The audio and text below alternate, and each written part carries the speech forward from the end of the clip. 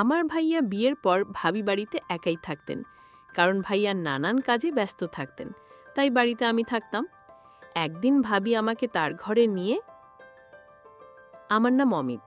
আমার বয়স ২০ বছর। আমাদের পরিবারটি ছোট, তবে পরিপাটি। বাবা অবসরপ্রাপ্ত একজন সরকারি কর্মচারী। মা দীর্ঘদিন ধরে নানা অসুস্থতায় ভুগছেন। বাড়ির প্রতিটি কাজ একসময় মায়ের হাতেই চলত, কিন্তু এখন তার শরীর আর আগের মতো কাজ করে না।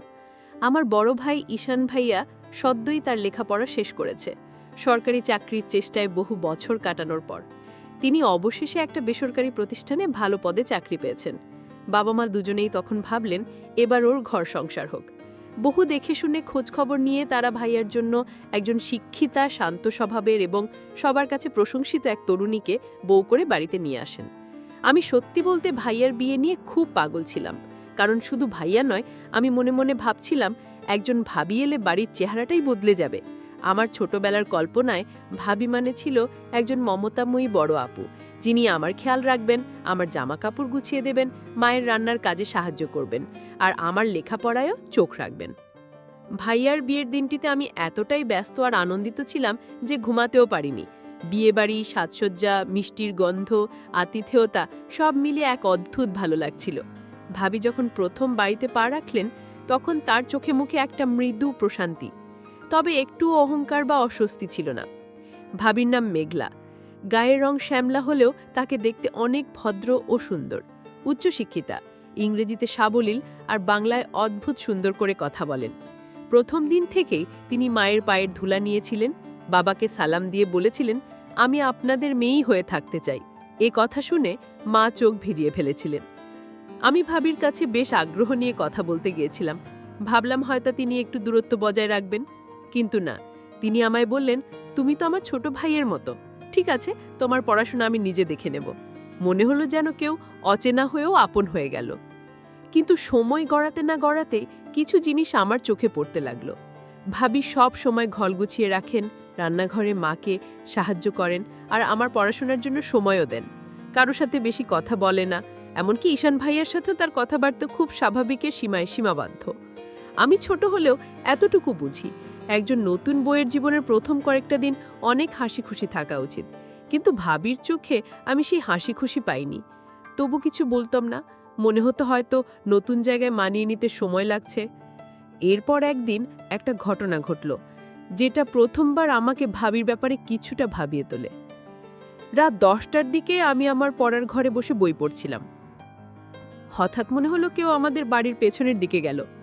জানলা দিয়ে তাকিয়ে দেখলাম ছায়ার মতো অবয়ব মিলিয়ে গেল অন্ধকারে। বাইরে যেতে চেয়েছিলাম, কিন্তু ভয় পেলাম। ঘরের ভেতর ফিরে এলাম। কিছুক্ষণ অপেক্ষা করলাম। মিনিট 10 পর শুনলাম উপরের ঘরের দরজা ধীরে ধীরে বন্ধ হচ্ছে। সেই ঘরটা ছিল ঈশান ভাইয়ার। পরদিন সকালে সাহস করে ভাবিকে জিজ্ঞেস করলাম, গতরাতে ছাদে ছিলেন? ভাবি একবার তাকালেন আমার দিকে, চোখে এক রহস্যময় হাসি। বললেন, তুমি তো ছোট, এত রাত জেগে কি করো, ঘুমোওনি? তার সেই হাসিটা আজও মনে গেঁথে আছে। একদিকে মায়া ভরা, অন্যদিকে যেন কোনো গোপন সংকেত। সেদিনই বুঝলাম, এই বাড়িতে শুধু নতুন একজন সদস্য আসেনি, এসেছে এক নতুন গল্প, এক অনিশ্চয়তা, যার নাম ভাবি। বিয়ের 1 সপ্তাহের মধ্যেই ভাইয়ার অফিস থেকে খবর আসে তাকে রাজধানীর হেড অফিসে যোগ দিতে হবে। মা বাবা কিছুটা চিন্তিত হলেও শেষ পর্যন্ত রাজি হন। ভাইয়া সকালে রওনা দেয় চট্টগ্রামের উদ্দেশ্যে। বাড়িতে রইলাম আমি, মা, বাবা আর ভাবি। ভাইয়া চলে যাওয়ার পর বাড়িতে এক ধরনের শূন্যতা নেমে আসে। মা আগের মতোই অসুস্থ, বাবা চুপচাপ, আর আমি স্কুলে যাই, বাজার করি, পড়াশুনো করার চেষ্টা করি। ভাবির কথা আলাদা করে ভাবতেও হয়, কারণ তার মধ্যে ছিল এক অদ্ভুত শান্ত সৌন্দর্য। খুব বেশি কথা বলতেন না, কিন্তু যখন বলতেন শব্দগুলো খুব পরিমিত আর ভেবে চিনতে বলা মনে হতো। তার চোখে একটা গম্ভীরতা, যেন তিনি কিছু লুকিয়ে রাখছেন। এক বিকেলে বাজার থেকে ফিরে তাকে রান্নাঘরে একা পেয়ে জিজ্ঞেস করলাম, ভাবি, তুমি তো অনেক পড়াশোনা করেছো, তাই না? তিনি মাথা নাড়লেন। হ্যাঁ, অনার্স পর্যন্ত।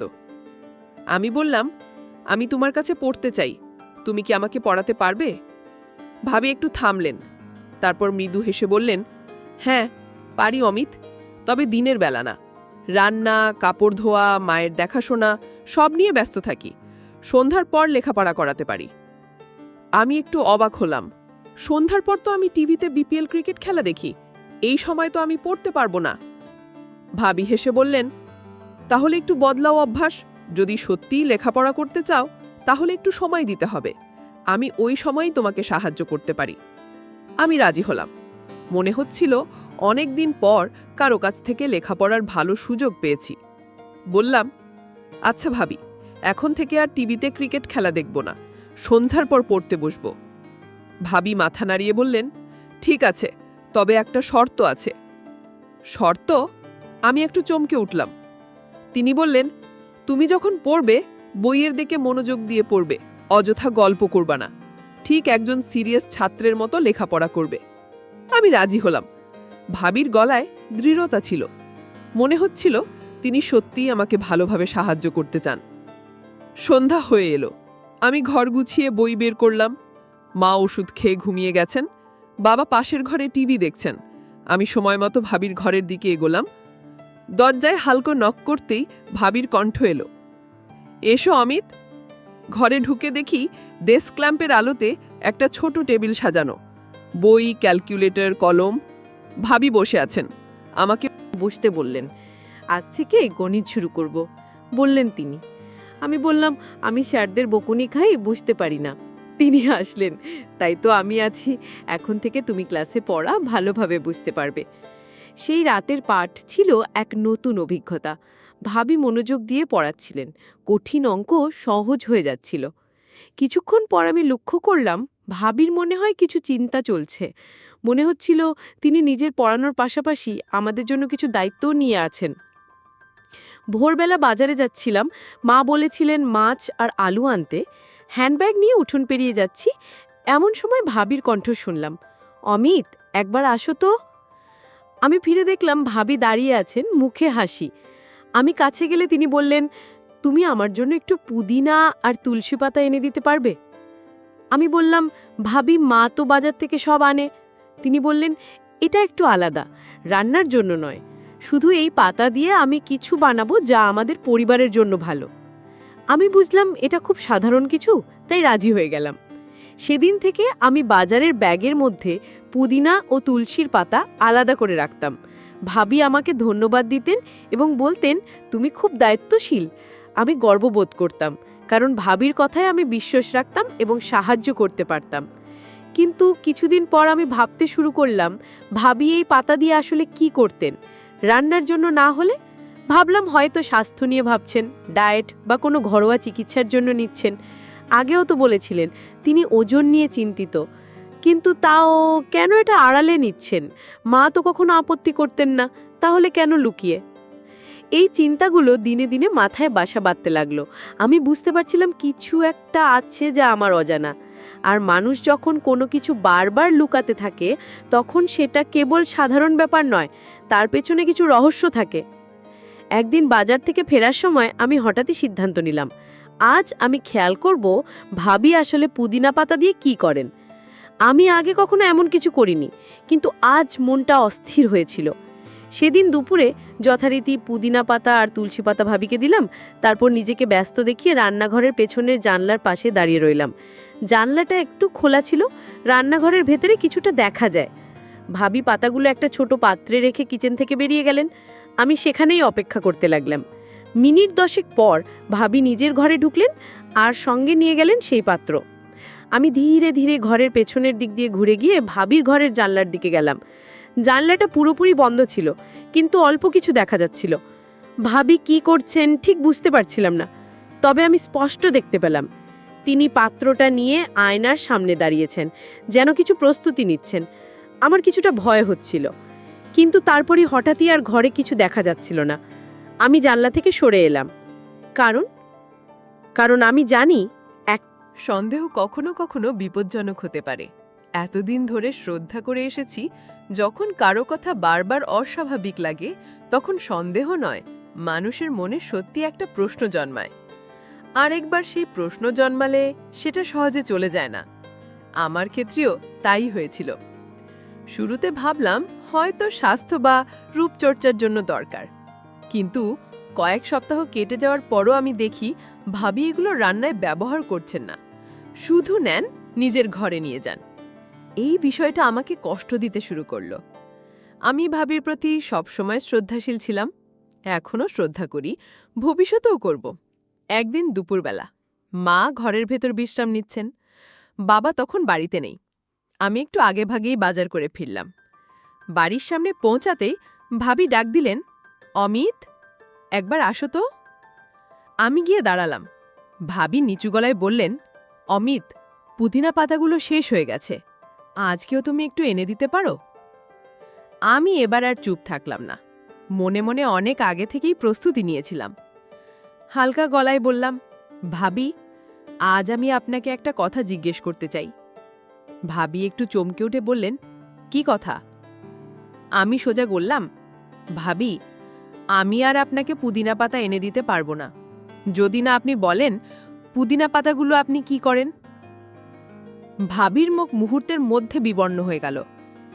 তিনি আমার চোখের দিকে তাকালেন, আবার চোখ নামিয়ে নিলেন, যেন দ্বিধার মধ্যে পড়ে গেছেন। কিছুক্ষণ চুপ থেকে বললেন, অমিত, তুমি তো ছোট, মানে না, এখন আর ছোট নও, বোঝার মতো বয়স হয়েছে। ঠিক আছে, আমি বলবো, কিন্তু তার আগে তুমি আমাকে একটা কথা দাও। আমি অবাক হয়ে বললাম, কি কথা ভাবি? তিনি বললেন, তুমি যদি কথা দাও, আমার বলা কথা তুমি কাউকে বলবে না, তবেই আমি বলবো পুদিনা পাতার ব্যাপারটা। আমি কিছুটা দ্বিধায় পড়লাম। এমন একটা শর্ত, মানে যে সামনে হয়তো কিছু অদ্ভুত বা অস্বস্তিকর তথ্য আসতে পারে, কিন্তু আমার জানার ইচ্ছা ছিল প্রবল। তাই মাথা নাড়িয়ে বললাম, ঠিক আছে ভাবি, আমি কথা দিচ্ছি, আপনার অনুমতি ছাড়া কাউকে কিছু বলবো না। ভাবি একটু স্বস্তির নিঃশ্বাস ফেললেন, তারপর নিচু গলায় বললেন, আজ না, এখন না, কিছুদিন পর আমি তোমাকে সবকিছু বলবো, কিন্তু আজ তুমি শুধু আমার জন্য বাজার থেকে পুদিনা পাতা এনে দাও, এইটুকু বিশ্বাস রাখো। আমি চুপ করে দাঁড়িয়ে রইলাম। মনের ভেতরে কেমন যেন দ্বন্দ্ব শুরু হলো। আমি কি আবার ভাবির জন্য সেই রহস্যময় পুদিনা পাতা আনব, নাকি সত্য জানার আগ পর্যন্ত কিছুই করব না? এই দ্বন্দ্বের মাঝেই হঠাৎ করে আমি বুঝতে পারলাম, আমি ভাবিকে সম্মান করি, সেই সম্মান বজায় রাখতে হলে আমাকে ধৈর্য ধরতে হবে। তাই কিছু না বলে মাথা নাড়িয়ে বাজারের ব্যাগ কাঁধে নিয়ে বাড়ি থেকে বেরিয়ে পড়লাম। তবে এবার মনে মনে প্রতিজ্ঞা করলাম, আরও একবার যদি ভাবি সময় নেন, তাহলে আমি নিজেই সত্যটা জানার চেষ্টা করব।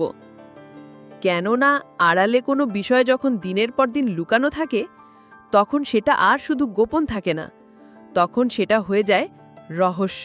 প্রতিটা রহস্য একসময় ফাঁস হতেই হয়। আমি একদিন ভাবির ঘরের পাশে দাঁড়িয়ে কিছু শুনে ফেলি। ভাবি নিচু গলায় আমার নাম বলছে। তখন আমি আর অপেক্ষা না করে ওনার ঘরে ঢুকে পড়ি। ভাবি হঠাৎ চমকে উঠলেন। আমি বললাম, ভাবি, আজ আপনি আমাকে সত্যি কথা না বললে আমি আর চুপ করে থাকব না। আমি মায়ের কাছেও বলবো, বাবার কাছেও বলবো। আপনি যদি আমাদের আড়ালে কিছু করে থাকেন, সেটা তো আমাদের জানার অধিকার আছে। ভাবি কিছুক্ষণ চুপ করে থাকলেন, এরপর ধীরে ধীরে বললেন, ঠিক আছে অমিত, তুমি তো এতদিন ধরে আমাকে নিঃশর্তভাবে সাহায্য করছো, আজ তোমাকে সত্যিটা বলেই দিচ্ছি। তবে এই সত্যিটা খুব অদ্ভুত। আমি তখন চুপচাপ দাঁড়িয়ে আছি। ভাবির কণ্ঠস্বর কাঁপছিল, চোখে একটা চাপা ভয়। তিনি বললেন, আমার বিয়ের আগেই আমি একদিন এক বান্ধবীর সাথে একজন কবিরাজের কাছে গিয়েছিলাম। সেদিনটা আমি কোনোদিন ভুলতে পারবো না। আমি কৌতূহলে ভরে গেলাম। ভাবি এক নিঃশ্বাসে বলে যেতে লাগলেন। কবিরাজ লোকটা খুবই অদ্ভুত ছিল। আমায় দেখে বলল, মা, তোমার শরীরে একটা রোগ আছে। আমি চমকে উঠলাম, বললাম, কি রোগ? তখন সে বলল, তোমার একটা অসুখ রয়েছে, যা তোমার ভবিষ্যতে সমস্যা হতে পারে। আমি যেন থমকে গেলাম।